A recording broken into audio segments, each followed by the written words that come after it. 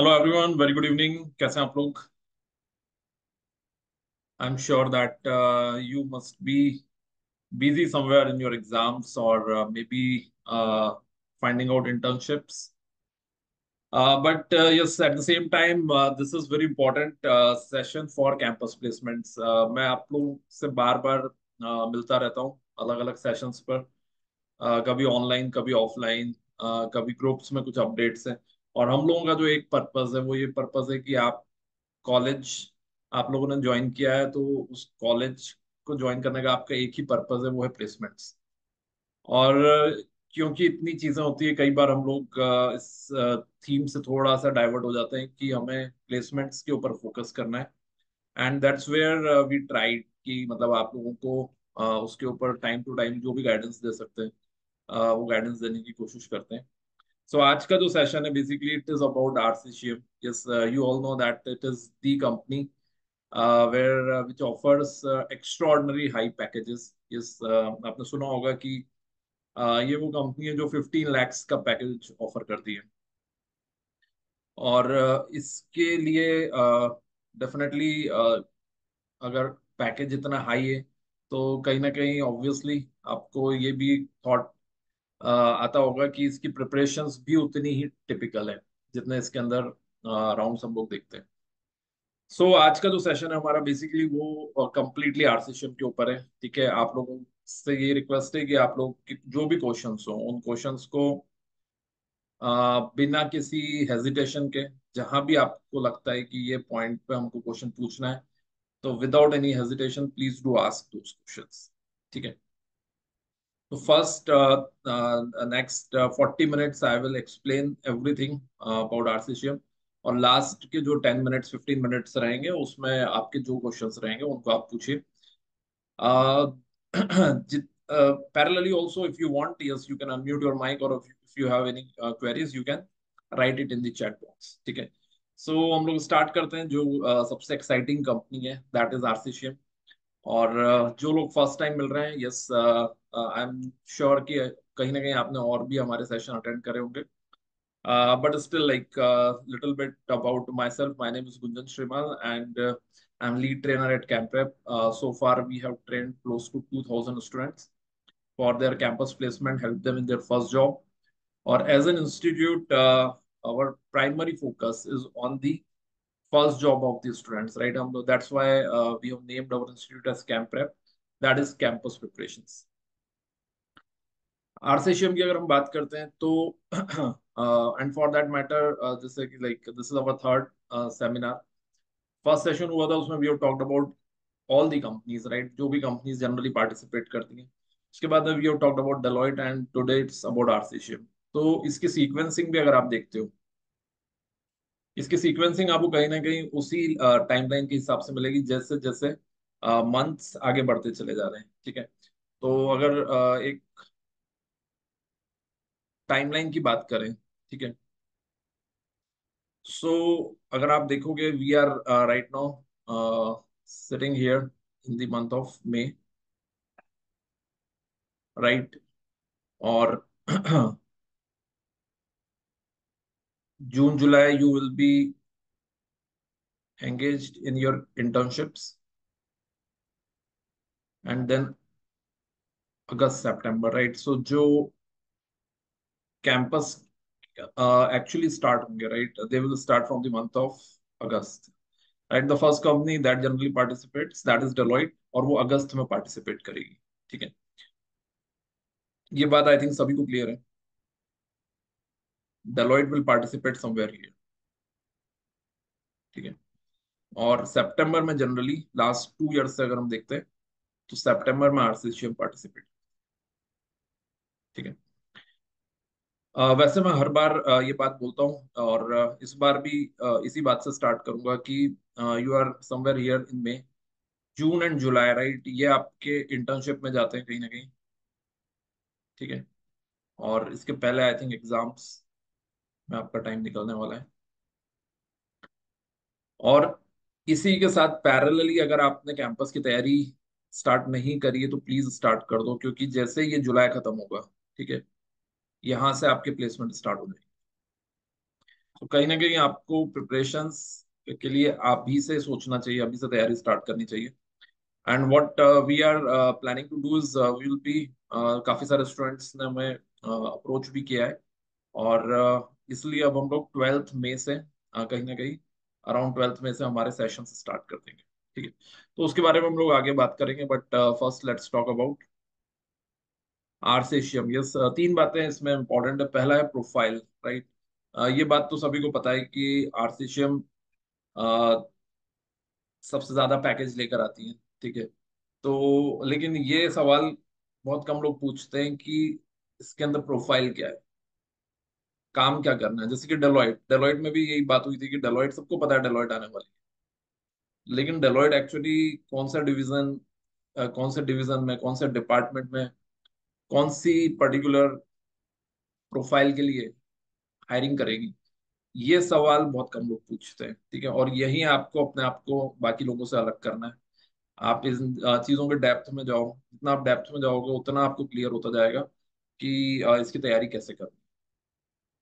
ठीक है, और अगेन ये बात फिर मैं रीइटरेट कर रहा हूँ कि आप लोग कोर फाइनेंस प्रोफाइल चाहते हो। कोर फाइनेंस की प्रोफाइल बहुत कम है मार्केट में। अभी आप इंटर्नशिप सर्च कर रहे हो, इंटर्नशिप में ही आपको ये बात क्लियर हो जाएगी कि कोर फाइनेंस की जो प्रोफाइल्स हैं वो बहुत कम है। ठीक है, तो the same thing will happen at the time of final placements also. So इन दोनों कंपनीज के ऊपर बिल्कुल भी इनको लाइटली मत लीजिएगा। कोशिश यही करिए कि इन दोनों में से किसी भी एक कंपनी में आपका हो जाए, तो आप अगले 3 महीने बाद आप पूरी तरह रिलैक्स हो पाओगे। ठीक है, सो आरसीसीएम की अगर हम पर्सनली बात करते हैं रिगार्डिंग प्रोफाइल, ठीक है, तो पैकेज क्लियर है आपको। प्रोफाइल के भी पहले ये एक और क्वेश्चन आता है कि एलिजिबिलिटी, इसमें कोई एलिजिबिलिटी क्राइटेरिया है क्या।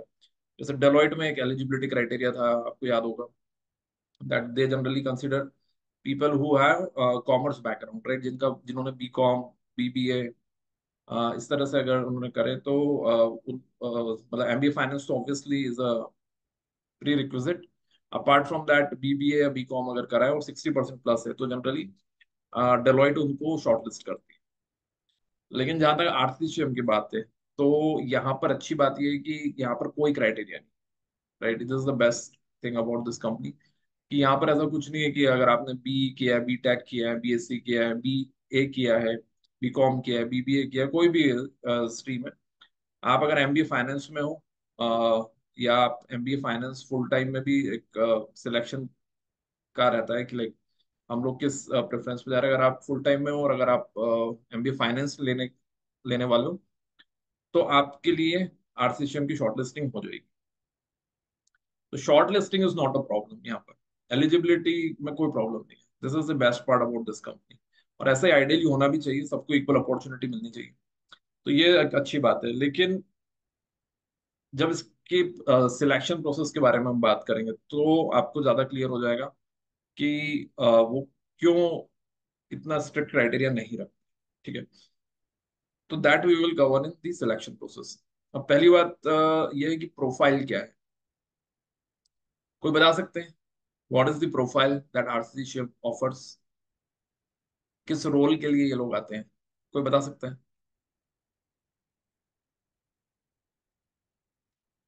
Has fund manager, very good answer, yes, basically has fund. Okay, nice. तो बहुत अच्छी बात है आपने इस बात को समझा कि प्रोफाइल भी समझना जरूरी है। ठीक है, सो डी शॉ, आपने एक और वर्ड सुना होगा इससे रिलेटेड, डी शॉ। ठीक है, तो डी शॉ क्या है। डी शॉ बेसिकली इसकी पेरेंट कंपनी है। तो अगर वो कोई बोलता है कि डी शॉ आ रही है, आरसीसीएम आ रही है, एक ही बात है, क्योंकि डी शॉ का एक ग्रुप है, ये आरसीसीएम एक डिवीजन। ठीक है, और basically they come for hedge fund. ठीक है, अगर आप इसकी वेबसाइट पर जाओगे तो आपको कुछ ऐसा दिखेगा, RCCM is a division of D Shaw group. ठीक है, और व्हाट वी डू, उसमें आपको बहुत सारी प्रोफाइल्स दिखेंगी। They are doing into investment accounting, they are into reconciliation, OTC derivatives, treasury, collateral, portfolio finance, manage finance. ठीक है, बहुत सारी इसमें आपको बातें दिखेंगी। लेकिन अभी इस स्टेज पे आप इस बात को पूरी तरह समझ नहीं पाओगे कि ये क्या बात कर रहे हैं, क्योंकि अभी आपका फर्स्ट ईयर ये एमबीए फाइनेंस का, तो बहुत सारी टर्मिनोलॉजीज है जिससे आप फैमिलियर नहीं हो। ठीक है, तो ये हम आगे बात कर लेंगे। लेकिन शॉर्ट में आप एक बात ये समझ सकते हो कि फंड, हेज फंड जो होते हैं, बेसिकली वो क्या होते हैं? हेज फंड, म्यूचुअल फंड अगर आपने सुना होगा। म्यूचुअल फंड में ये होता है कि बहुत सारे लोग बहुत सारा पैसा इकट्ठा करते हैं। मतलब एक फंड, म्यूचुअल फंड जो होता है, for example HDFC mutual fund, बहुत सारे लोग एचडीएफसी म्यूचुअल फंड में पैसा इन्वेस्ट करते हैं, वो इकट्ठा करते हैं उस पैसे को और एक साथ कहीं इन्वेस्ट करते हैं। That is called as fund. तो म्यूचुअल फंड की तरह ही एक फंड होता है, दैट इज हैज फंड। ठीक है। अ, वैसे तो मैं एक्सपेक्ट नहीं करता हूँ, लेकिन फिर भी अगर कोई बता सकता है कि म्यूचुअल फंड और हैज फंड में जो सबसे बड़ा डिफरेंस है वो क्या होता है? म्यूचुअल फंड और हेज फंड के बीच में क्या सबसे बड़ा डिफरेंस होता है, अगर कोई बता सकता हो बहुत, जो सेशन है उसमें एकदम सो स्पार्क आ जाए। हेज हाँ बोलिए। Hedge fund deep pocket investors invest करते हैं, and mutual fund small amount से भी कर सकते हैं। Very good answer, yes, fantastic. So great Nishi, I think I was not expecting such a fantastic answer. So mutual fund जो होते हैं वो बेसिकली स्मॉल साइज होते हैं, राइट? स्मॉल टिकट्स बोल सकते हो उसको। जैसे आपने देखा होगा म्यूचुअल फंड के जो ऐड आते हैं कि आप 500 रुपए से एसआईपी स्टार्ट कर सकते हो। ठीक है, तो म्यूचुअल फंड में अगर आपके पास 500 रुपीज भी है तो भी आप म्यूचुअल फंड खरीद सकते हो। लेकिन हेज फंड के लिए आपको बड़ा अमाउंट चाहिए होता है, लैक्स में, मे बी करोड़ में, डिपेंड करता है कौन सा म्यूचुअल फंड है। तो एक तो इनके मिनिमम अमाउंट के ऊपर डिफरेंस आ जाता है, और दूसरा ये रिस्की असेट्स में ज्यादा इन्वेस्ट करते हैं। जो हेज फंड होते हैं वो रिस्की असेट्स में ज्यादा इन्वेस्ट करते हैं, and risk follows the return. ज्यादा रिस्की में इन्वेस्ट करते हैं तो रिटर्न भी अच्छा खासा आता है। तो ये बेसिक डिफरेंस है। इसके अलावा भी काफी बातें हैं, लेकिन शॉर्ट में ये मेजर डिफरेंस है जो आपको ध्यान रखना है। ठीक है, पूछा भी जाता है क्वेश्चन, क्या डिफरेंस है म्यूचुअल फंड और हेज फंड। किसी ने एक और सवाल पूछा है कि आरसीएम फाइनेंशियल एनालिस्ट की भी प्रोफाइल लाता है।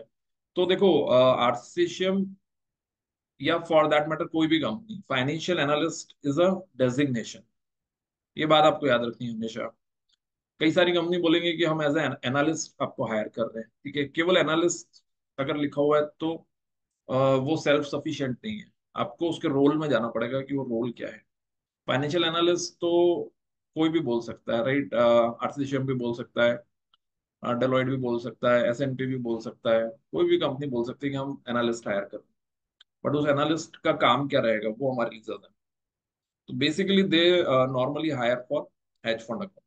ठीक है, लेकिन जरूरी नहीं है हमेशा they will be hiring for hedge fund. कई बार उन्होंने किसी और प्रोफाइल के लिए भी हायर किया है, प्राइवेट इक्विटी फंड की अकाउंटिंग के लिए भी हायर किया है। ठीक है, तो ये सब आपको जैसे जैसे हम आगे बढ़ेंगे और क्लैरिटी आती चली जाएगी। बट एक बात क्लियर है कि ये फंड है, और इस फंड के लिए ये अपने अकाउंटिंग के लिए ये हायरिंग करते हैं। ठीक है, तो इस बात से आपको एक डायरेक्शन क्लियर हो जाना चाहिए कि we have to be really good in accounting. ठीक है, अकाउंटिंग में हमको बहुत अच्छा होना है। और किसकी अकाउंटिंग?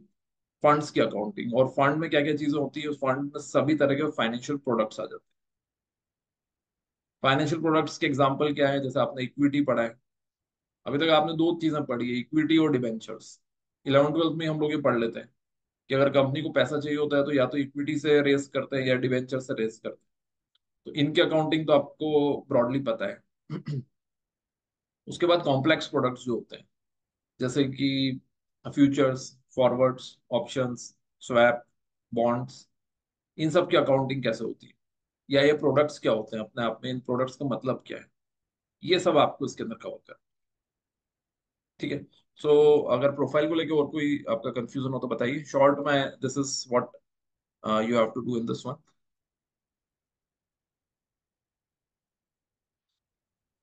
ऑल राइट, अब मेन पॉइंट पर आ जाते हैं। प्रोफाइल को लेके आई एम श्योर कि जब कंपनी आती है तो वो और क्लियर जॉब डिस्क्रिप्शन बता देती है कि ये हमारा जॉब डिस्क्रिप्शन है और ये हमारा रोल है। तो वो क्लैरिटी आपको आगे भी पूरी तरह मिल सकती है। Now coming on to the main point, जो असली बात है, ठीक है, जिसके लिए आज हम लोग यहाँ पर इकट्ठे हुए हैं, वो है सिलेक्शन प्रोसेस। ठीक है, सिलेक्शन प्रोसेस इसका क्या है, इसका सिलेक्शन प्रोसेस का एक स्नैपशॉट भी ले सकते हो आप लोग। एक स्क्रीनशॉट ले लीजिए। Selection process is 30 minutes and 30 questions, और ये लास्ट 2 साल से यही चल रहा है। 30 मिनट्स 30 क्वेश्चंस। कई बार, एक बार मैंने ये भी सुना था 20 मिनट्स 20 क्वेश्चंस, और एक बार 25 मिनट 25 क्वेश्चन भी सुना था। तो आप ब्रॉडली मान के चलो कि 20 to 30 क्वेश्चंस इसके टेस्ट में आने, और उतने ही मिनट जनरली मिलते हैं। अगर 20 क्वेश्चन है तो 20 मिनट, और 30 क्वेश्चन है तो 30 मिनट। ठीक है, तो ये इसका टेस्ट पैटर्न है। अब ये जो टेस्ट पैटर्न है, ये मेरे ख्याल से आपने और कहीं भी नहीं सुना होगा कि इतना टिपिकल। ये टिपिकल है, राइट? 20 मिनट्स मतलब क्या होता है? 5 मिनट तो हमको सेटल होने में ही लग जाते हैं। कोई भी एग्जाम देते हो आप, 5 मिनट तो आप उस पेपर को जब डाइजेस्ट करना स्टार्ट करते हो तो 5 मिनट ऐसे ही निकल जाते हैं। तो इतने कम टाइम में इसको सॉल्व करना डिफिकल्ट है, यस डिफिकल्ट है। और इसीलिए अगर आप देखते हो, लास्ट टू लास्ट अटेम्प्ट का मेरे को ध्यान है 600 स्टूडेंट बैठे थे, 600 स्टूडेंट्स, और उसमें से केवल 25 स्टूडेंट्स ने इसको क्लियर किया। ठीक है, are you getting my point? Out of 600 only 25 students clear this one, यानी कि ओनली 5%, लेस देन 5%। तो टॉप 5% में अगर हमको आना है, तो इसलिए इतना टफ टेस्ट होता है, और इसलिए ये लोग कोई फिल्टर नहीं लगाते हैं कि किसी ने किस एरिया में ग्रेजुएशन की, क्योंकि उनका टेस्ट इतना टफ है कि वहीं सारे फिल्ट्रेशन होते हैं। ब्रॉडली अगर हम बात करें कि इसका बाइफरकेशन क्या रहा था, तो जो 30 क्वेश्चंस पूछे गए थे, ठीक है, उन 30 क्वेश्चंस में ब्रेकअप ये है कि 20 questions are from accounts and financial management. ठीक है, अब सुनने में बड़ा इजी लगता है कि ठीक है ना, अकाउंट्स और फाइनेंशियल मैनेजमेंट दोनों तो हम पढ़ रहे हैं, तो प्रॉब्लम क्या है? प्रॉब्लम ये है कि जो फाइनेंशियल मैनेजमेंट एक सब्जेक्ट है, ये बहुत वास्ट सब्जेक्ट है। अभी हम जो पढ़ रहे हैं वो फर्स्ट ईयर में, वो समझो कि आप केवल और केवल 10% पढ़ रहे हो, जो रिक्वायर्ड है एटलीस्ट इस कंपनी के हिसाब से। 10 to 15%, इससे ज्यादा हम कवर नहीं कर पा रहे हैं। इस कंपनी की रिक्वायरमेंट कंप्लीटली अलग। ठीक है, फिर 10 questions are from aptitude, maths and GK. उसको भी अगर आप बिल्कुल एब्सोल्युटली उसको ब्रेक करोगे, तो ये जो 10 क्वेश्चन है, इन 10 में से 5 क्वेश्चन आपको मिलेंगे लॉजिकल रीजनिंग के, और 5 क्वेश्चन मिलेंगे जनरल नॉलेज के। ये मैं आपको बता रहा हूँ बेस्ड ऑन पास्ट। थोड़ा बहुत रेशो ऊपर नीचे हो सकता है, लेकिन जहां तक मेरा मानना है कि ये पैटर्न अगर पिछले सालों तक पिछले सालों में भी यही रहा है, तो आगे भी यही रहने की पॉसिबिलिटी। ठीक है, तो इसी को बेस बना के आपको आपकी स्पीड आज से ही वैसी मेंटेन करनी चाहिए, दैट 20 मिनट्स और 30 मिनट्स की ही आप प्रैक्टिस करते जाइए, बार बार बार बार, क्योंकि स्पीड बहुत ज्यादा मैटर करती है। क्लियर हुआ सभी को? इसमें कोई और क्वेश्चन आपके माइंड में आ रहा हो तो पूछते जाइए अनम्यूट करके। कई बार ये एक चीज होती है कि क्या इसमें नेगेटिव मार्किंग होती है? तो ये जिस टाइम की मैं बात कर रहा हूँ, उस टाइम पे नेगेटिव मार्किंग हुई थी। तो there is a high possibility of negative marking also. तो वो भी आपको ध्यान रखना है कि कोई भी हमको अगर आंसर नहीं आता है तो हम उसको गलत मार्क ना करें। ठीक है, और कोई कट ऑफ है क्या इसके अंदर? तो कट ऑफ बताना बहुत मुश्किल है, क्योंकि इसमें कभी भी मार्क्स डिक्लेयर नहीं होते हैं कि लाइक इन्होंने इतने इतने करेक्ट करे या उतने करेक्ट करे, तो सीधे नाम आ जाते हैं कि कौन सिलेक्ट हुआ है, कौन रिजेक्ट हुआ है। मार्क्स कभी भी ये लोग डिक्लेयर नहीं करते। ठीक है, लेकिन जिन स्टूडेंट्स को से मेरी बात हुई है, हम लोगों के भी जो पास स्टूडेंट जो सिलेक्ट हुए इसके अंदर, उनसे जब हमने बात करी तो कहीं ना कहीं ये रियलाइज हुआ कि दे अटेम्प्टेड 26 to 27 क्वेश्चंस, और मैक्सिमम उन्होंने जो अटेम्प्ट किए थे वो राइट अटेम्प्ट किए थे। Are you getting my point? Maximum जो उन्होंने अटेम्प्ट किए थे वो राइट। तो ये अपने आप में एक मेरे ख्याल से बड़ी बात है कि अगर आपको ये पेपर या इस पर्टिकुलर कंपनी में करना है अपने आप को अटेम्प्ट, या इस कंपनी के लिए आप तैयार कर रहे हो अपने आप को, तो ये बात ध्यान रखिएगा कि गलत मार्किंग मत करिएगा। गलत मार्किंग से आपका नुकसान होगा इसके अंदर। तो जितने अटेम्प्ट करो उतने सारे अटेम्प्ट करेक्ट करने की कोशिश करिए। ठीक है? और कोई क्वेश्चन आपके माइंड में आ रहा है जो सिलेक्शन प्रोसेस से रिलेटेड है?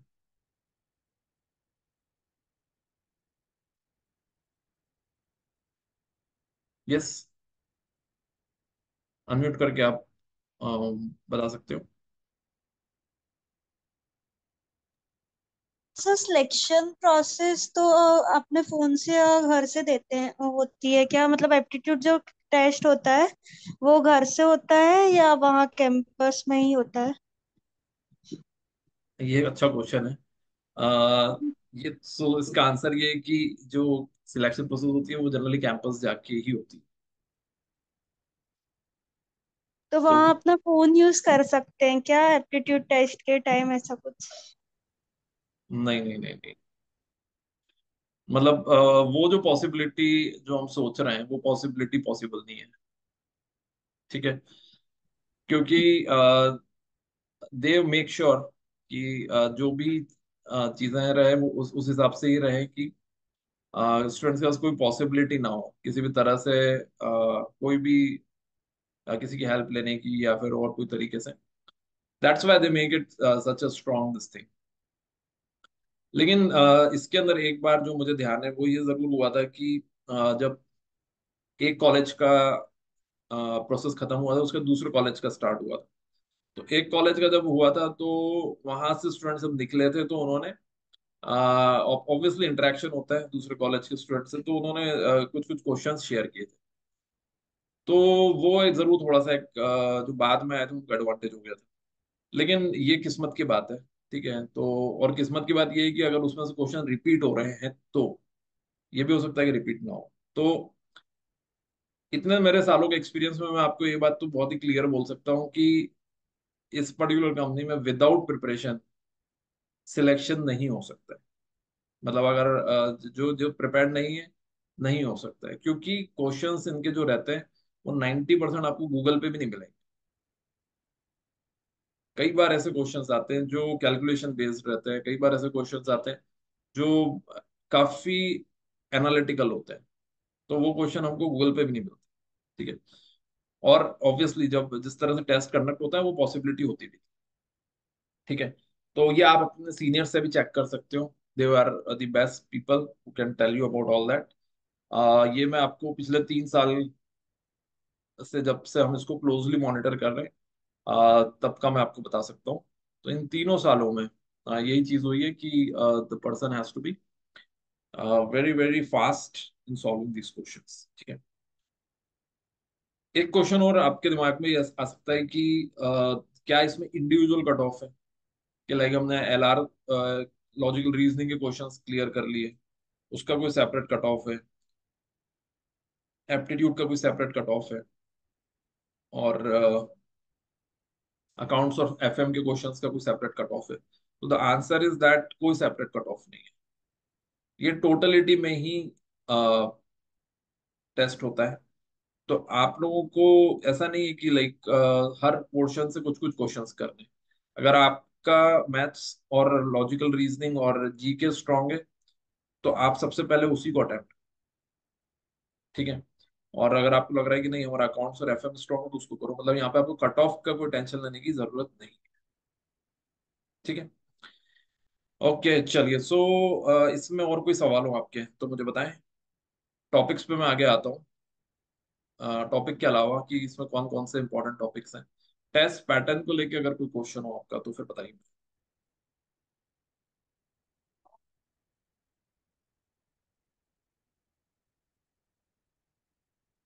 ऑल राइट, ठीक है। सो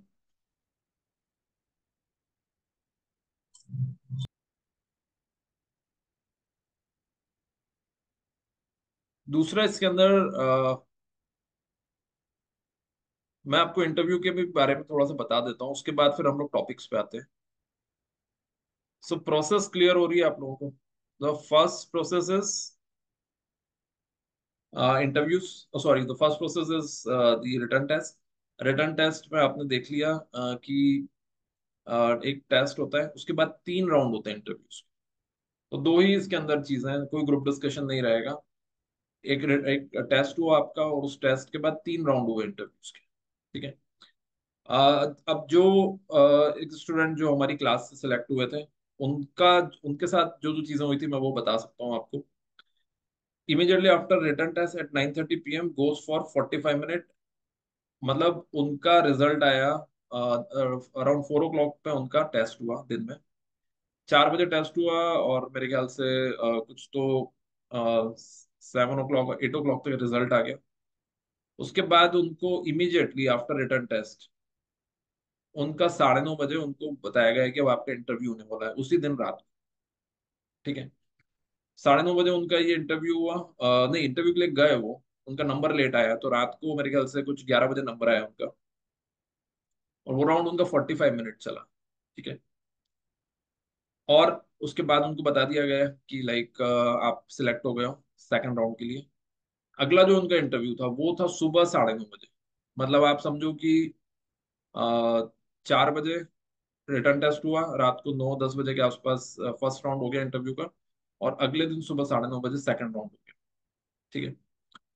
और उसके बाद सेकंड राउंड के इमीडिएट बाद थर्ड राउंड हो गया। ठीक है। मतलब विद इन 24 आवर्स, 24 आवर्स भी पूरे नहीं बोल सकते, विद इन 20 आवर्स पूरी प्रोसेस हो गई। ठीक है। और नंबर जो मुझे याद है उस टाइम पे कि 10 क्लियर्ड फर्स्ट टेक्निकल राउंड। हमारे उस टाइम पे भी करीब 4 स्टूडेंट्स थे जिन्होंने रिटर्न टेस्ट क्लियर किया था। तो उन 4 में से 3 ने बेसिकली फर्स्ट राउंड क्लियर कर दिया था, और 2 लोगों ने सेकंड राउंड किया, और थर्ड राउंड केवल एक ने क्लियर किया। तो आप समझ सकते हो कि हर राउंड के बाद एलिमिनेशन होता है। और हर राउंड अपने आप में एक स्ट्रॉन्ग राउंड है। 3 राउंड में ऑल्दो ऐसा कुछ बाइफरकेशन नहीं है कि टेक्निकल होगा एचआर होगा, और तीनों टेक्निकल आप मान सकते हो, लेकिन उसमें लेवल्स अलग अलग हो जाते हैं। शुरुआत वाले जो होते हैं वो मैनेजर राउंड हो सकते हैं, और जो लास्ट के राउंड्स होते हैं वो generally senior manager, director, partner, ये लोग हो सकते हैं। ठीक है। तो सीनियर पर्सन के साथ होता है जो फाइनल राउंड होता है। Okay. So 10 clear first technical round, and I think 4 clear final. जो 4 लोग जो सिलेक्ट हुए थे, ये मैं बात कर रहा हूँ आज से आपकी senior to senior batch, super senior batch की। जो आपकी सीनियर बैच थी उसमें पूरे इंदौर से एक ही का सिलेक्शन हुआ था। ठीक है। तो क्या इनके पास रिक्वायरमेंट कम होती है? ये भी एक दिमाग में आ सकता है आपको सवाल कि क्या एक ही को लेकर तो क्या इनके पास ओपनिंग ही नहीं है? तो ओपनिंग्स तो रहती हैं, लेकिन जो पूरी प्रोसेस है उसमें सब फिल्टर आउट हो जाता है। और उसका एक सबसे बड़ा कारण ये होता है कि आप अगर टॉपिक्स देखोगे, तो मैक्सिमम टॉपिक्स वो हैं जो अभी तक आपने पढ़े नहीं है। ये टॉपिक्स आते हैं थर्ड सेमेस्टर में, और ये कंपनी आ जाती है जब तक थर्ड सेमेस्टर या तो स्टार्ट ही हुआ होता है, या स्टार्ट नहीं हुआ होता है, या चल रहा होता है। मैक्सिमम टॉपिक्स वो रहते हैं जो थर्ड सेमेस्टर में पढ़ाए जाते हैं। तो जब वो टॉपिक्स आपने पढ़े नहीं होते हैं, तो ऑफ कोर्स ये कैसे पॉसिबल है कि हम वो टॉपिक्स को क्लियर कर दें, वो भी इतने डिफिकल्ट लेवल। तो ये इसका सबसे बड़ा एक कंसर्न पॉइंट। ठीक है। कुछ एग्जांपल्स हैं basically: journal entry of future contract, Russia Ukraine war 2008 crisis. मतलब इसमें मैं भी टॉपिक्स पर आता हूँ क्या क्या ये लोग कवर करते हैं। तो उसके बारे में मैं थोड़ा सा और डिटेल में आपको बता दूंगा कि ये चीजें आपको कवर करनी है। ठीक है। इंटरव्यू को लेकर और कोई सवाल हो आपका तो बताइए मुझे, otherwise will come on to the topics. और टॉपिक्स में फिर हम लोग कुछ questions I will try to ask you also, अगर आपको उसका आइडिया हुआ तो अच्छी बात है। और उसमें क्या है, जैसे हर बार हम क्विज कंडक्ट करते हैं, अगर आप लोग सही आंसर देते हो तो उसमें प्राइजेस भी आप लोग ले सकते हो। ऑल्दो आज सही आंसर देने की पॉसिबिलिटी मुझे पर्सनली कम लग रही है, लेकिन फिर भी मैं कोशिश करूंगा कि आप लोगों से इजी क्वेश्चन पूछूं और आप भी ट्राई करना उन क्वेश्चंस को आंसर करने की। तो रिटर्न टेस्ट को लेके किसी का कोई क्वेश्चन हो तो बताइए।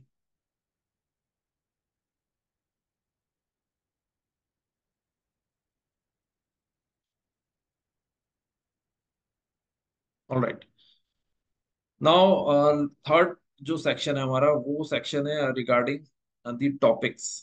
Okay, that one has to cover. अब टॉपिक्स के अंदर जो, ये थोड़ा सा हम लोग अच्छे से देख लेते हैं, और इस बात को आप लोग कोशिश करिए कि पूरी तरह समझ जाएं, ताकि आप लोग जब अपनी तैयारी स्टार्ट करें इसके लिए, तो इस ही अप्रोच से आप इसको आगे स्टार्ट करें।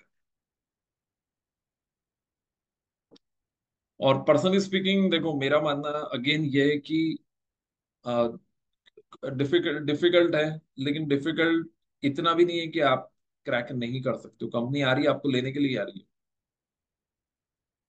अगर आप एक पॉजिटिव माइंडसेट से कोशिश करोगे तो क्यों नहीं हो सकता इसके अंदर, जब पहले भी इतने सारे स्टूडेंट सेलेक्ट हुए हैं। तो जनरली मैं देखता हूँ कि कई स्टूडेंट्स एक साइकोलॉजिकली हार मान लेते हैं, सोचते हैं कि 600 स्टूडेंट में से 5 स्टूडेंट का हो रहा है, 2 का हो रहा है, 1 का हो रहा है, तो हमारा कैसे हो सकता है। वो आधे तो साइकोलॉजिकली ही अपने आप को सरेंडर कर देते हैं। अब आज आप ऐसे सोचो कि इतने सारे स्टूडेंट्स हमारे प्रीवियस सेशंस में अटेंड करते हैं, हर सेशन को इतने लोग अटेंड करते हैं। आज के सेशन में देर आर लिमिटेड स्टूडेंट्स। तो काफी सारे स्टूडेंट्स हो सकता है माइंडसेट बना ही लिया उन्होंने कि आज के आरसीसी में तो पता नहीं हमारा होगा कि नहीं। तो यहाँ आपके लिए एक बहुत बड़ा एडवांटेज है। एडवांटेज ये है कि कंपटीशन आधी तो ऐसे ही एलिमिनेट हो, जो डर गए हैं एक्चुअली।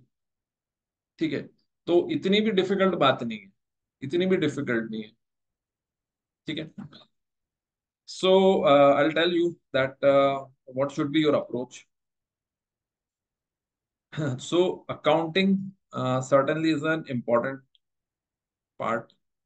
ओके, लेकिन इसमें कोई भी चीज सिंपल नहीं आएगी आपको। मतलब कोई भी आपको ये नहीं पूछेगा कि ओके बताओ डेप्रिसिएशन की एंट्री क्या है, ऐसा कुछ नहीं पूछेंगे।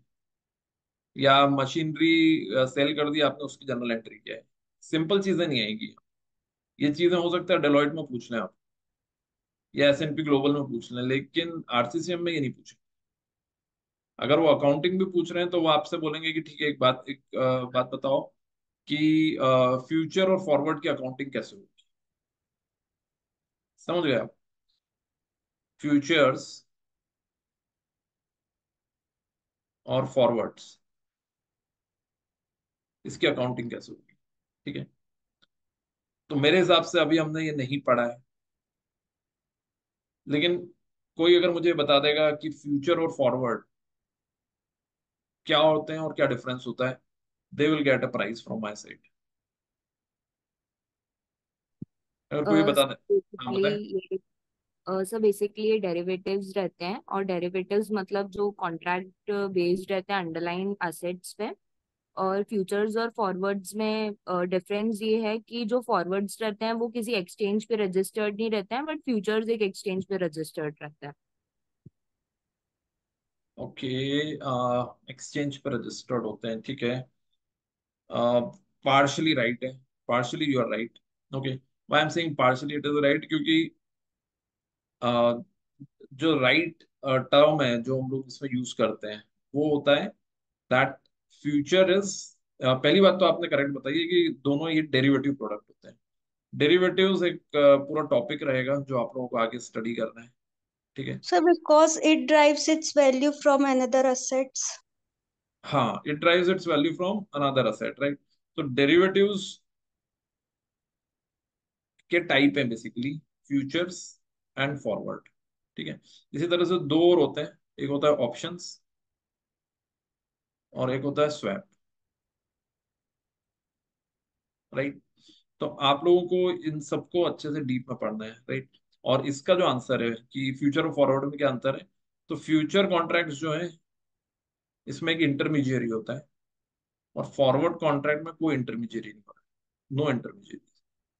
मतलब आपके और मेरे बीच में अगर कोई फ्यूचर कॉन्ट्रैक्ट हो रहा है तो एक थर्ड पार्टी और मिलेगी आपको बीच में, तो हम लोग उसको बोलेंगे फ्यूचर कॉन्ट्रैक्ट। और अगर कोई पार्टी नहीं है, मैं आपसे डायरेक्ट डीलिंग कर रहा हूँ, तो ये हो गया फॉरवर्ड कॉन्ट्रैक्ट। ठीक है, तो ये इसका मेन डिफरेंस होता है। जैसा इन्होंने बोला कि एक एक्सचेंज होता है, तो वो एक्सचेंज का मतलब वही पार्टी की बात कर रहे हैं ये, कि फ्यूचर और कॉन्ट्रैक्ट में there will be an exchange.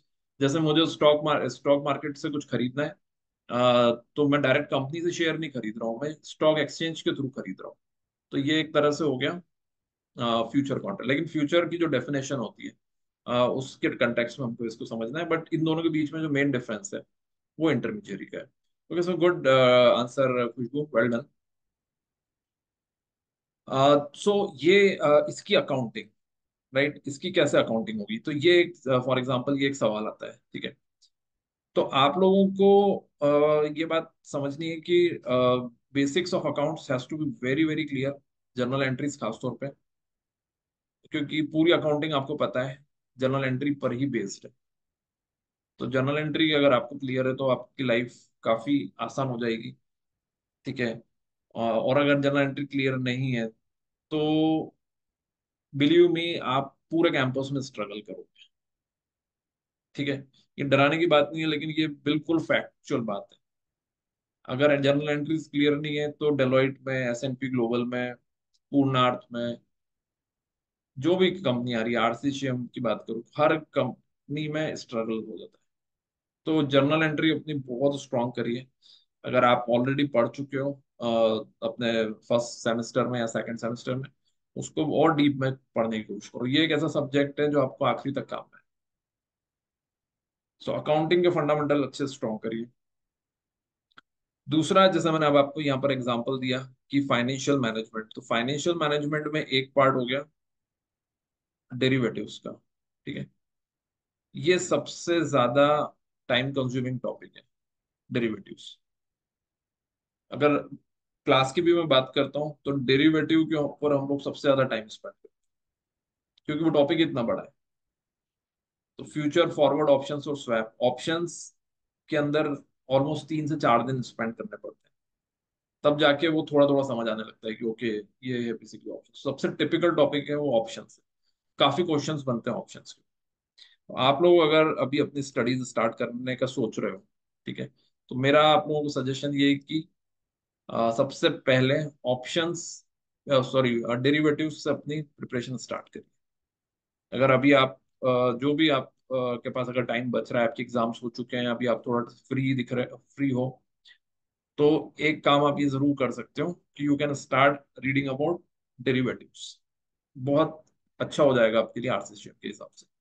ठीक है, जैसा मैंने डेलॉइट के टाइम आपको बोला था कि आप लोग वर्सन टेस्ट से स्टार्ट कर सकते हो, इसी तरह से RCCM के लिए ये जरूरी है।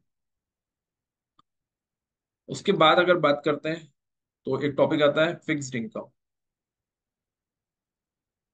है आपके सिलेबस में फिक्स्ड इनकम, या फिर आगे आएगा?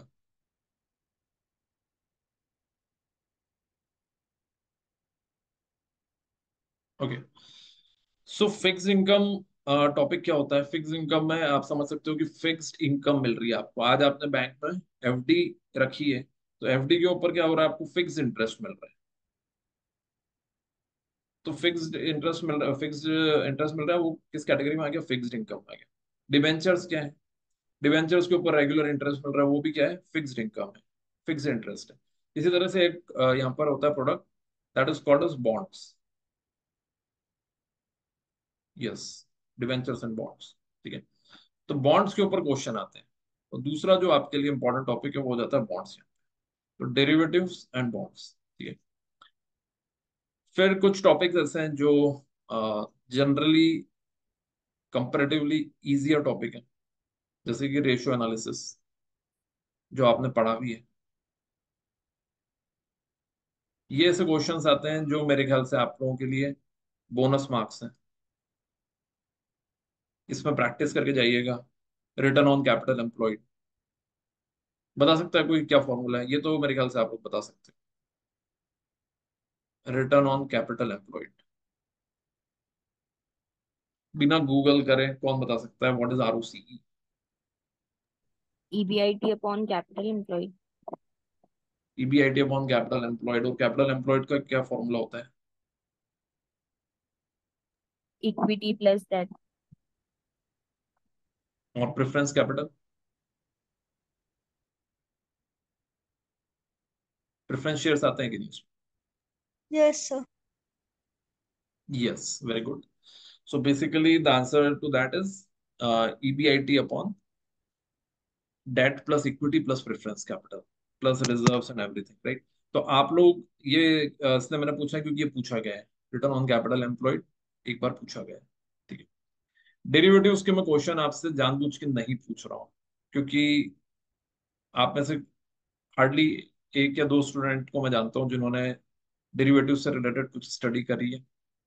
बाकी किसी को भी आइडिया नहीं है डेरिवेटिव्स का, इसलिए मैं उससे रिलेटेड क्वेश्चन पूछ ही रहा हूँ, क्योंकि वो बातें हम लोग करेंगे भी तो उसका कोई सेंस नहीं निकलेगा कि टाइप ऑफ ऑप्शंस क्या है. पुट ऑप्शन बेचेंगे तो क्या होगा, कॉल ऑप्शन बेचेंगे तो क्या होगा, बुलिश मार्केट में पुट कॉल ऑप्शन की वैल्यू क्या होती है, इंट्रिंसिक वैल्यू क्या होती है ऑप्शन की, एक्सट्रिंसिक वैल्यू क्या होती है. तो इस तरह के जो क्वेश्चन हम लोग डिस्कस करके फायदा नहीं उसको. लेकिन ये बात आप लोग याद रखिए कि both for test and for interview this is a very important topic. Test की अगर मैं बात करता हूँ, 20 क्वेश्चन में से पिछला ट्रेंड ये रहा है कि 5 से 8 क्वेश्चन डेरिवेटिव के ऊपर है. ये पिछला ट्रेंड रहा है. तो आप लोग इस बात को बहुत सीरियसली लो, क्योंकि यही चीज डिफरेंस क्रिएट कर देती है. 5 से 8 क्वेश्चन जो है, जो डेरिवेटिव पे आने वाले हैं, अगर ये हमारी स्टडी नहीं है तो फिर प्रॉब्लम आ जाएगी. तो 20 क्वेश्चन में से 5 to 8 क्वेश्चन, मिनिमम 5 क्वेश्चन तो आना तय है. ठीक है. सिमिलरली बॉन्ड्स, ये भी उतना ही इंपॉर्टेंट टॉपिक है, लेकिन अच्छी बात ये है कि ये उतना टिपिकल नहीं है. बॉन्ड्स उतना डिफिकल्ट नहीं है जितना डेरिवेटिव, लेकिन इसमें से भी हर बार मैं देखता हूँ 2 से 3 क्वेश्चन बन जाते हैं. तो ये आपके लिए एक बोनस टॉपिक हो सकता है, क्योंकि कम एफर्ट में ज्यादा इसके अंदर आउटपुट निकल जाएगा. फिर रेशियो एनालिसिस के 100% एक दो क्वेश्चन रेशियो एनालिसिस के आ सकते हैं. फिर क्वेश्चन की अगर हम बात करें इसके अलावा, तो you will find question on, हो सकता है एनपीवी आईआरआर से रिलेटेड कोई कॉन्सेप्चुअल क्वेश्चन आ जाए. कैपिटल बजटिंग जो आपने पढ़ा है, तो एनपीवी और आईआरआर. ठीक है. फिर क्वेश्चन किस चीज पे आ सकते हैं? Capital structure, cost of capital, cost of equity, leverage जो आपने पढ़ा है टॉपिक कैपिटल स्ट्रक्चर के ऊपर. तो एक दो क्वेश्चन उस पे आने के चांसेस है. ठीक है. और क्या, और फाइनेंशियल मैनेजमेंट की बात करें तो और किस पे क्वेश्चन आ सकते हैं? और आप लेके चलो कि कुछ एक questions time value of money पे आ सकते हैं. मतलब ये लेसर इंपॉर्टेंट टॉपिक्स है, लेकिन ये बिल्डिंग ब्लॉक तो यही है, time value of money, right? यहीं से सारी चीजें डराइव होती है. एक दो क्वेश्चंस आ सकते हैं वैल्यूएशंस के ऊपर, वैल्यूएशन ऑफ कंपनीज. ठीक है. तो आप अगर ब्रॉडली देख रहे हो तो सबसे ज्यादा वेटेज आ रहा है डेरिवेटिव्स के ऊपर, उसके बाद बॉन्ड्स के ऊपर, फिर ratio analysis, capital structure, capital budgeting, time value of money and valuations. इतना आपको पढ़ना है इसके अंदर. ठीक है. अब बात ये है कि आप रेडी हो क्या पढ़ने के लिए? ये बस यही एक मेन सवाल है, आप रेडी हो क्या? ठीक है. बिलीव मी, सुनने में समझने में हो सकता है आपको लग रहा हो कि बहुत भारी है ये तो, लेकिन ये केवल एक माइंडसेट की बात है. अगर आप लिटरली स्टेज से स्टार्ट कर दोगे, अभी मई मंथ चल रहा है, जून जुलाई, तो और उसके बाद अगस्त भी है आरसीसीएम की अगर बात करते हैं. ठीक है. दूसरी एक और बात आपको मैं इंपॉर्टेंट बात ये बता देता हूँ कि हम लोग तैयारी करते हैं, जरूरी नहीं है कि रिजल्ट हमेशा पॉजिटिव आए. एक स्टूडेंट थे हमारे, पीयूष करके. ठीक है. वो मैकेनिकल इंजीनियर बैकग्राउंड से थे. उन्होंने डेफिनेटली स्ट्रगल किया पूरे कैंपस के दौरान, लेकिन फाइनली उनको ऑफर मिला. उनका मैंने एक वीडियो भी उनके साथ जो डिस्कशन है वो हमारे यूट्यूब चैनल पे अवेलेबल है, आप देख सकते हो. तो उन्होंने अपना पूरा बताया कि लाइक क्या क्या जो आप लोगों को भी स्ट्रगल आ रहा है इंटर्नशिप के लिए स्ट्रगल, फिर धीरे धीरे करके उनका क्योंकि मैकेनिकल इंजीनियरिंग में थे तो उनका डेलॉइट में एलिजिबिलिटी में नहीं आया। फिर उसके बाद आरसीसीएम आई, आरसीसीएम के लिए मेहनत करी, उसमें रिटर्न टेस्ट नहीं निकला। फिर उसके बाद भी कुछ कुछ कंपनीज आई, उनमें भी नहीं निकला उनका। और ऐसे करके काफी सारी कंपनीज निकल गई, फिर बहुत सारे में तो एलिजिबिलिटी में ही वो सिलेक्ट नहीं हो पाए। लेकिन लास्ट तक आते आते ही हैज गॉट 3 ऑफर्स, उनके पास 3 ऑफर आ गए थे। और सबसे अच्छी बात ये है कि उन्होंने वो ऑफर लेने के बाद आरसीसीएम को ऑफ कैंपस अप्लाई किया था, और उनका आरसीसीएम में हो गया था फिर ऑफ कैंपस। तो हम लोग जब आप देखते हो कि कोई एक मैकेनिकल इंजीनियरिंग बैकग्राउंड से स्टूडेंट है जो मेहनत करके कैंपस में नहीं हुआ तो ऑफ कैंपस आरसीसीएम क्रैक कर सकते हैं, तो फिर जो लोग कॉमर्स बैकग्राउंड से हैं, जिनको अकाउंटिंग एफएम के फंडामेंटल क्लियर हैं, वो क्यों नहीं कर सकते? तो इतना अभी डिफिकल्ट नहीं है, और मेरा मानना है कि आप लोगों को डेफिनेटली इस चीज के बारे में सोचना चाहिए। ठीक है जी। हम लोग जो 12th से स्टार्ट करेंगे, 12th ऑफ मई से, उसमें बेसिकली जो कवरेज रहेगा, right, that coverage is for all the companies, सारी ही कंपनीज में कवरेज रहेगा उसके अंदर, including RCCM. We will go deeply into all the topics जिनके अकाउंटिंग वीक है, उनके लिए अकाउंटिंग के सेशंस रहेंगे, अलग से भी रहेंगे। टैक्सेशन के क्वेश्चंस रहेंगे जो जनरली डेलॉइट पूछती है। वैल्यूएशन एंड फाइनेंशियल मॉडलिंग, ये आरसीसीएम के लिए इंपॉर्टेंट है। बाकी कंपनीज एस&पी ग्लोबल और जो दूसरी इक्विटी रिसर्च के लिए कंपनीज आती है उसके लिए इंपॉर्टेंट है। Ratio analysis, financial management, derivatives and options. So 11 से 15, राइट, ये जो डी दिख रहा है आपको, D11 to 15, राइट, ये 4-5 दिन ये हम लोग डेरिवेटिव्स और ऑप्शंस को पढ़ते हैं। आप समझ सकते हो 5 दिन एक ही टॉपिक हम पढ़ रहे हैं। और ये मिनिमम बता रहा हूँ मैं आपको, 35 डेज की क्लास हमेशा एक्सीड ही होती है। कभी भी 35 डेज की क्लास 35 डेज में कंप्लीट नहीं हुई है। और उसके बाद 16 to 19 की अगर बात करें तो bond swap, portfolio management, other remaining RCCM topics, करीब 10 से 12 दिन हम लोग आरसीसीएम पर देते हैं। इसके अलावा डेलॉइट का, जैसे मैंने आपको बताया, ये वर्सन टेस्ट के ऊपर टाइम देते हैं।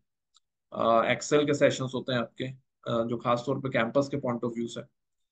और फिर एचआर इंटरव्यूज होता है, ग्रुप डिस्कशंस होते हैं, जी के सेशन होते हैं, और एप्टीट्यूड टेस्ट, बायोमेट्रिक टेस्ट जो एस&पी ग्लोबल कराती है, और परसेंटेज टेस्ट।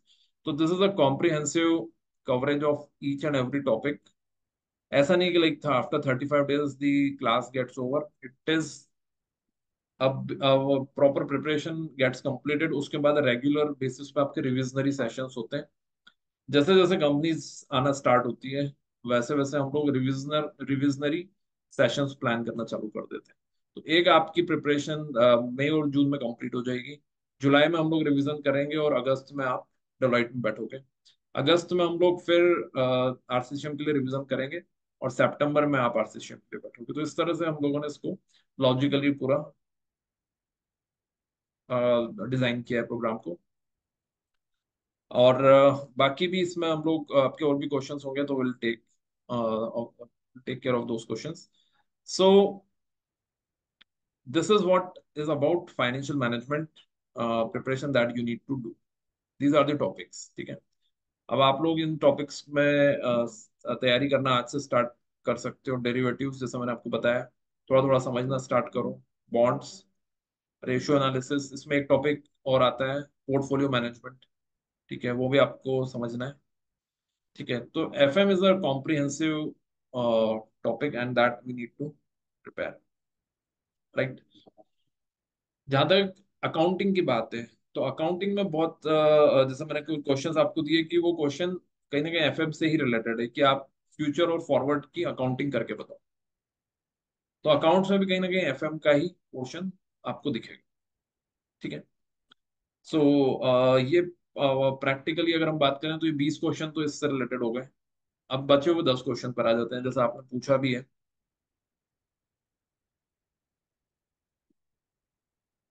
कि एप्टीट्यूड में मेनली कौन से टॉपिक कवर करना है, ठीक है। तो ये भी अच्छा क्वेश्चन है आपका। कि अगर एप्टीट्यूड की बात करें, ठीक है, ये तो टेक्निकल क्वेश्चंस हो गए 20 क्वेश्चंस, और जो बचे हुए 10 क्वेश्चन है, ठीक है, सो उन बचे हुए 10 क्वेश्चन का अगर ब्रेकअप देखें तो 5 question will be on logical reasoning and 5 question will be on general knowledge.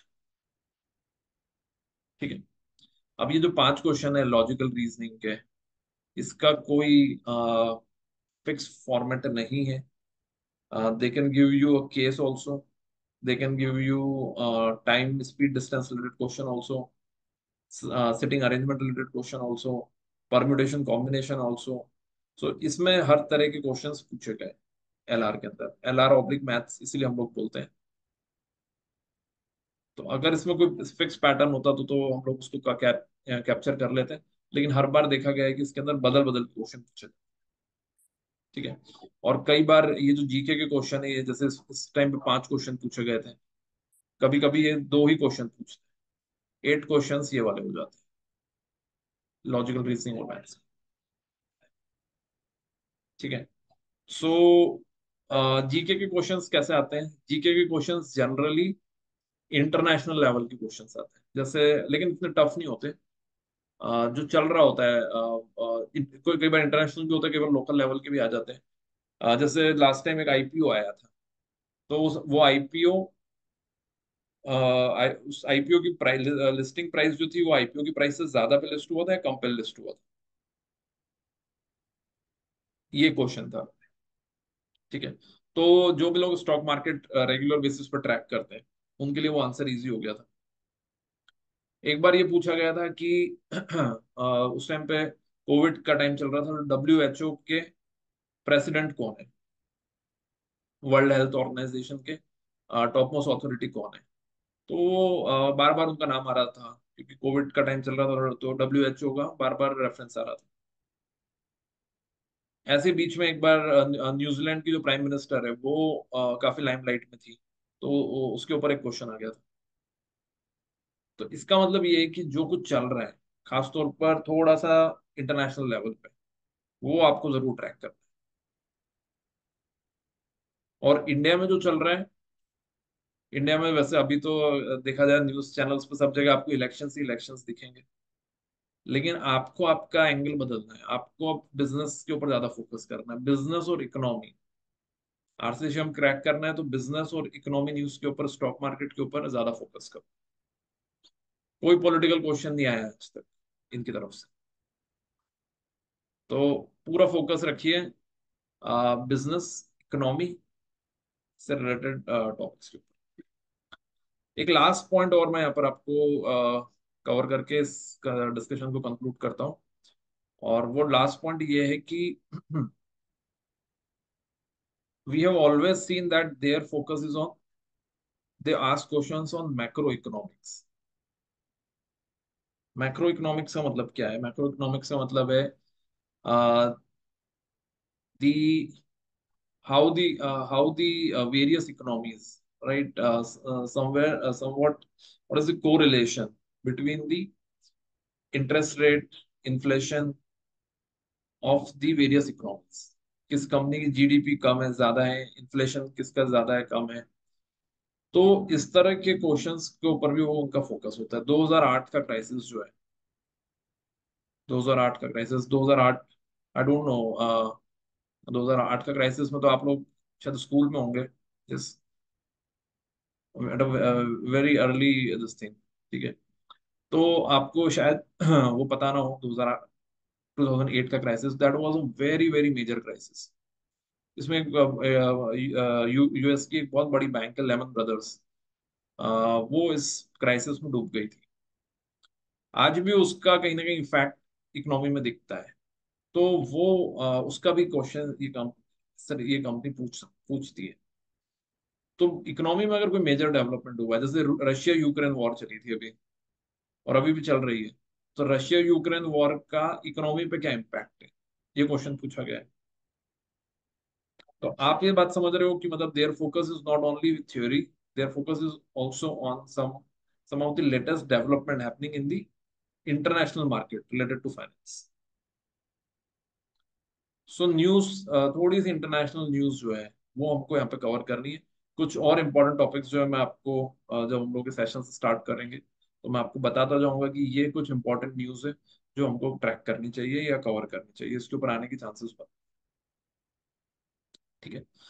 So basically this is what about the overall points related to artificial. ठीक है। अब आप लोग बताएं अगर आपका और कोई क्वेश्चन हो तो। Okay, so can you please postpone the starting date? I mean, we can join only after 19th. Okay, 19th मई के बाद आप ज्वाइन कर सकते हो। तो एक बार हम लोग थोड़ा सा व्यू ले लेंगे फ्रॉम एवरीवन, तो some of the student were of the view from 12th। तो हम एक बार सबका व्यू ले लेंगे और उसके बाद will declare the dates for the session. ठीक है, but definitely like will take all of your preferences. जो लोग अपने लेवल पे सेल्फ स्टडी स्टार्ट करना चाहते हैं, ठीक है, जो टॉपिक्स मैंने बताए वो तो है ही आपके सामने। एक ऑप्शन और है, और वो ऑप्शन ये है कि ये पूरे 35 डेज की रिकॉर्डिंग हमारे पास अवेलेबल है, जो लास्ट बैच के साथ हमारा डिस्कशन हुआ था। तो इस रिकॉर्डिंग के साथ और स्टडी मटेरियल के साथ आज आप आपकी तैयारी स्टार्ट कर दीजिए, और जैसे ही लाइव सेशन स्टार्ट होंगे तब आप उन लाइव सेशन को भी अटेंड कर सकते हैं। तो ये भी एक आपके पास एडिशनल ऑप्शन है कि आप लाइव सेशन तो अटेंड करोगे ही, लेकिन अगर आप चाहते हो कि आज से ही हम लोग हमारा टाइम यूटिलाइज करना स्टार्ट कर दें और आज से ही लेक्चर देखना स्टार्ट कर दें, तो आप रिकॉर्डिंग्स के थ्रू भी कर सकते हो। ठीक है। रिकॉर्डिंग्स एज सच अवेलेबल नहीं मिलेगी आपको कहीं पर भी, क्योंकि वो हमारी ऐप पर ही है, और वो एनक्रिप्टेड लेक्चर्स हैं। वो आप लोगों को केवल कैंप्रेप की ऐप पर ही मिलेंगे। ठीक है। सो ये मेरी तरफ से आज का सेशन था, और मुझे पता नहीं है कि ये कितना आप लोगों के लिए यूजफुल रहा है। ठीक है। तो आप लोग अपने क्वेश्चन और आंसर क्वेश्चन से और मुझे बता सकते हो अगर आपके माइंड में और कुछ क्वेश्चन हो इससे रिलेटेड। और साथ में आप ये भी बता सकते हो कि before we will start our session, if you have any other questions in your mind or any topic in your mind, we will plan one session on that particular topic.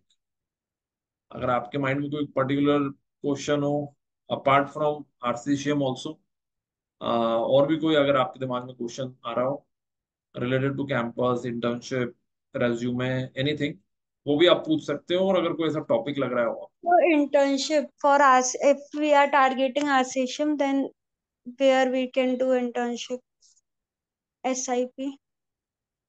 Okay okay, आपके internship के लिए देखो, the point is that internship का final placement से direct correlation तो नहीं है, indirect correlation रहता है। क्वेश्चंस भी जो मैंने आपको बताए ये सारे क्वेश्चंस कहीं से भी इंटर्नशिप करेंगे ये सब कुछ फेस कर। तो आरसीसीएम की इंटर्नशिप, सॉरी आरसीसीएम का प्लेसमेंट और आप जहां से भी इंटर्नशिप करते हो उसका कोई भी कोरिलेशन नहीं। ठीक है। इसलिए you are free to do internship from anywhere. और अगेन जैसे मैंने आपको कुछ एग्जांपल्स बताए हुए हैं, जैसे हम लोगों के जो खुद स्टूडेंट्स प्लेस्ड हुए हैं उनकी जो इंटर्नशिप थी वो पूरी तरह से डिफरेंट प्रोफाइल्स पर थी, जिसका स्टॉक मार्केट या फिर फाइनेंशियल मार्केट्स या फिर डेरिवेटिव इससे रिलेटेड कोई भी उनका कनेक्शन नहीं था। ठीक है। तो मेरे को लगता है कि आप लोग अपने एक कंफर्ट के हिसाब से इंटर्नशिप करें, जो भी आपको सही लगती है इंटर्नशिप जो मिल जाती है उसके अकॉर्डिंग। ठीक है।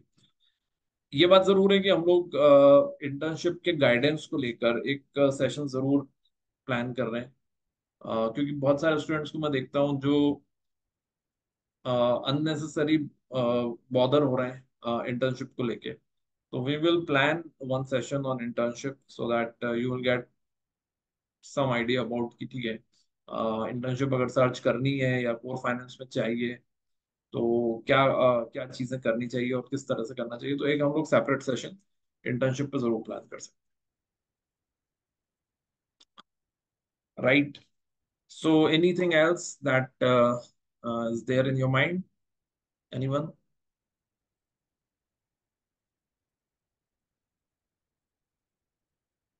All right, all right. So great. आप लोग जरूर से ये मत सोचिए कि अभी आप अर्ली हो।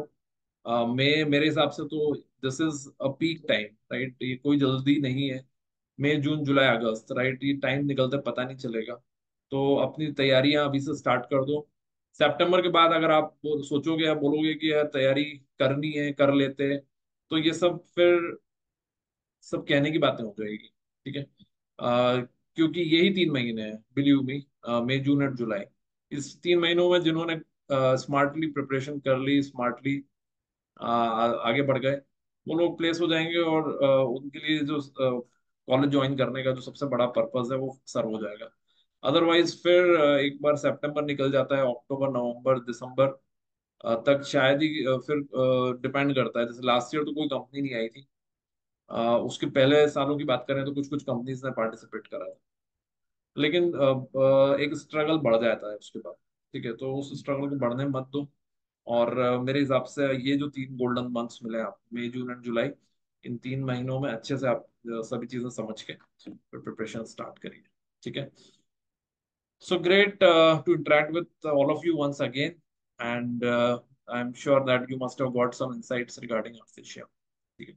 और बाकी अगर आपकी कोई क्वेरीज हो तो do definitely get in touch with our office, या फिर if you want to come down to the institute also, आप लोग इंस्टीट्यूट भी आ सकते हो एक बार ऑफिस में इन्फॉर्म करके। We can meet face to face there. Yeah. So thank you very much, and I'll see you in the next sessions. Good night. Bye bye.